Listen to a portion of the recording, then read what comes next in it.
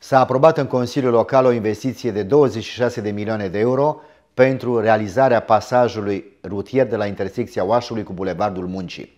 O investiție necesară pentru decongestionarea traficului. Acum eliberăm autorizația de construcție, realizăm licitația de proiectare și execuție și ne apucăm de treabă. Vă mulțumesc, mergem mai departe.